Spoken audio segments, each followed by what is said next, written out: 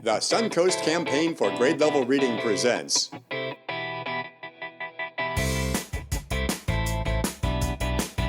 This Book is Cool.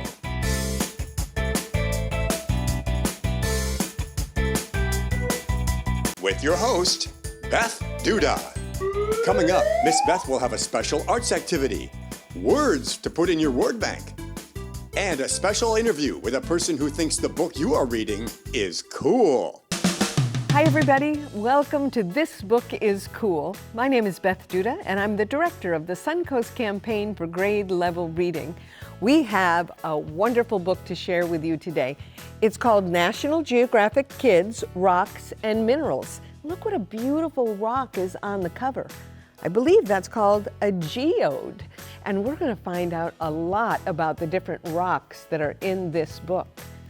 We have a special guest with us today to tell us why she thinks this book is cool.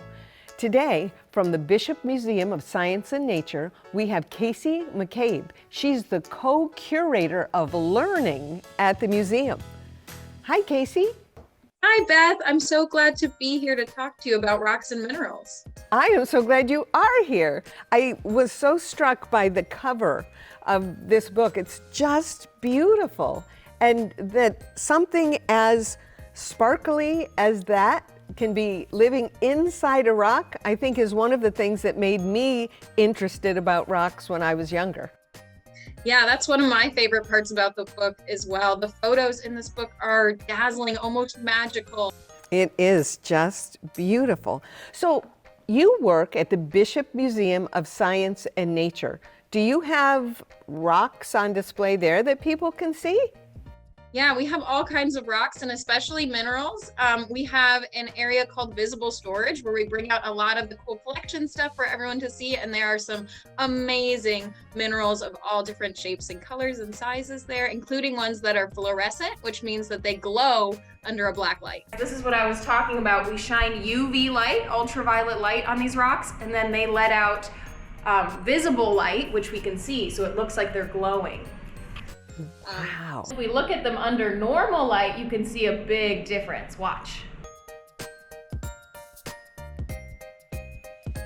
That is amazing. So how did you get so interested in science? So I was always passionate about science. I was lucky enough to have parents who are also scientists. So our whole life was about science and exploring the world. And I just couldn't let it go. So I had to keep going and sharing with other people.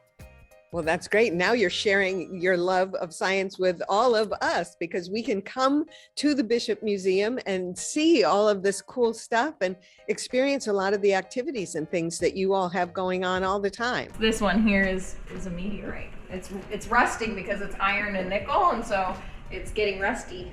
It's so much fun to share. Learning is better that way, right? Yes. And, you know, I think that this book had a great way of sharing the information in it. It wasn't like reading an encyclopedia about rocks and minerals. They added elements that really made it fun. Yeah, it's so much more fun and interesting when you do education, and then you can put in these cute puns throughout that give us humor. That's one of the reasons that this book really rocks. Get it? Oh, I do get it. That was a little pun. The book rocks, and it's a book about rocks. Awesome. Very great. And, you know, we saw the cover, this beautiful, beautiful picture of the geode, but that's a reminder that there are other gems really that are just rocks.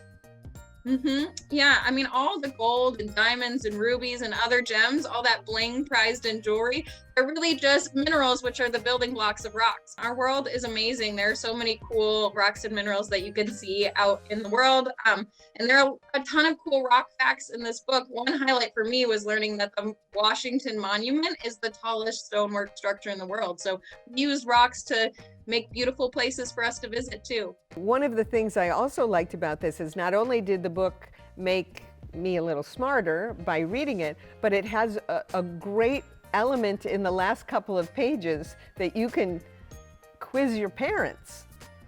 Yeah, it's a fun game to play to see if your parents know some of this stuff as well. Like, might have to bring that to my parents and see how much science they remember from geology. I think that would be really fun, especially because you shared with us that your parents are scientists. That would be really great if you could stump them with a couple of these great facts. Well, Casey, I want to thank you for spending time with us today. Can you share with us how you came about your love of reading? So I've always enjoyed reading, especially fiction. Nonfiction is amazing like this book, but reading really transports you all over the world and into places that don't even exist in our world. So I have fun. I still read all the time. Some of my coworkers here at the museum and I are reading together right now and sharing books, which is just amazing to do as a community. You can all be transported to those new worlds together. So it's a way to travel and a way to connect, and what's better than that? Thank you so much for sharing. We appreciate it. So glad to be here, Beth. This book was cool. It was great to be with Casey and to learn more about the rocks and minerals that we can find right here in our own community at the Bishop Museum of Science and Nature. We have some words from this great book that we're going to put right into our word bank. The first word today for our word bank is minerals. Minerals. That's a substance that's formed in the earth that is not an animal or a plant. We call that a mineral. Our next word for the word bank is crystal. Crystal. Crystal is a piece of glass of very high quality. Crystal. Our next word is the word geologist. Geologist. A geologist is a kind of scientist who studies the outer layer of the earth. That's where we find a lot of rocks and minerals. The next word for our word bank is the word magma. Magma. That's hot melted rock that forms inside the earth. And when it comes out of a volcano, we call it lava. And our final word for our word bank is the word pyramid. Pyramid. That's a solid figure whose sides are triangles and they meet at a point at the top. Our book is called Rocks and Minerals. We talked to Casey about rocks and minerals. Can you guess what our activity is going to be about today? You're right, rocks and minerals. So I have several different rocks right here. And I have a sheet. And this sheet is in your activity book. And it's called Rock Scavenger Hunt, where you can find rocks that match these different kinds of qualities. So we have a selection of rocks here. Let's see, this says to find a smooth rock. Well, this one isn't very smooth, and that one's not very smooth. Ooh, this one is smooth. So I'm going to say we do have a smooth rock, so I'm going to put a check mark next to my smooth rock. And then it says to find a rock with two colors. Well, look at this rock. Can you see that there's like a stripe running through it that's gray? So I have gray and a reddish color. So I have a rock that has two colors. So I can put another check mark on my scavenger hunt. And you can go through. Now, you might be thinking, well, where am I going to find rocks? Where do you think you can find rocks? Outside. You absolutely could go outside and go on a walk and see different rocks. Casey also mentioned that they have a collection of rocks at the Bishop Museum of Science and Nature. There are all kinds of places where you can see rocks if you just look for them. Now, if you find an interesting rock, I hope you will take a picture of you and your rock and send it to us at connect@grade-level-reading-suncoast.net.